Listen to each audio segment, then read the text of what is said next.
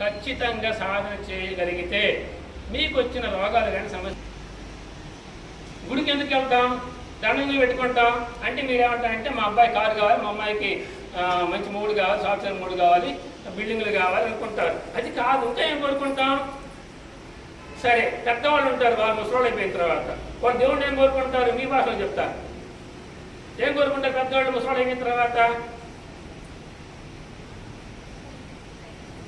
పైకి ఎక్కడ ఉంటాం? పైకి ఎలా కోరుకుంటావా? పైన ఎక్కడ పోవాలని కోరుకుంటారు? స్వర్గానికి, అంటే మోక్షం. ఊరికే వచ్చింది పాపం. నేను సుమంగ శ్రీనివాసరావు కొట్లేవన్నా ఫర్నిచర్ అనుకున్న అమ్మడానికి కాదు కదా. అస్సలు మూలం జ్ఞానంలోకి ఎందుకు వస్తున్నామంటే మోక్ష మార్గానికి వెళ్ళటం కోసం మార్గం సుగమం చేసుకోవడానికి ధ్యానంలోకి వస్తున్నాం. ఈ మూలం తెలుసుకోండి, రోగాలు అయిపోతాయి.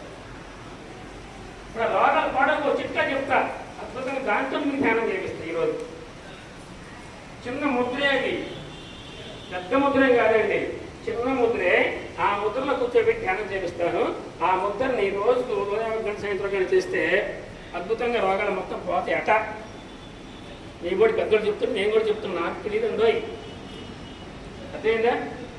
కనుక ఇప్పుడు ధ్యానానికి ఎందుకు వచ్చాను చెప్పండి అందరూ? ధ్యానానికి ఎందుకు వచ్చా ఇప్పుడని చెప్పండి. ఇద్దరు చెప్పారు, ముగ్గురు చెప్పారు. ఎందుకు వచ్చాం ధ్యానానికి? మా వాళ్ళు ఎవరు మాట్లాడారు? వాళ్ళ మోసం ఉద్యోగం మళ్ళీ జన్మిస్తారా? సరే, మీరందరూ ఆడజనం కట్టండి, మా వాళ్ళందరూ ఆడజనం కట్టండి. ఆడవాళ్ళందరూ జన్మ వదిలి వెళ్ళిపోతారు, పైకి మోక్షానికి వెళ్ళిపోతారు. ఓకేనా? రాసి పట్టండి. మీకెళ్ళి మాట్లాడుతున్నాను, నేను వాళ్ళకి మాట్లాడాను, మీకెళ్ళి మాట్లాడుతున్నా కనీసం రామచంద్ర నేను. కనుక ఒక ఆడజన్మ ఎత్తారంటే 7 మగ జన్మలు ఎత్తితే కానీ ఒక ఆడజన్మలు అనుభవం, ఒక జ్ఞానం సంపాదించుకుని ఆడజన్మకు వస్తాడు. అంత గొప్పవాళ్ళు ఆడశక్తి అంత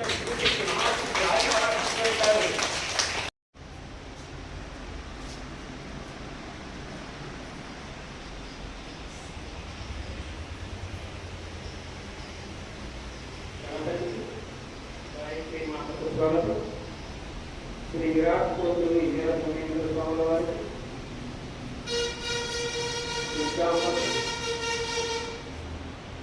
నాగేంద్రుడికి,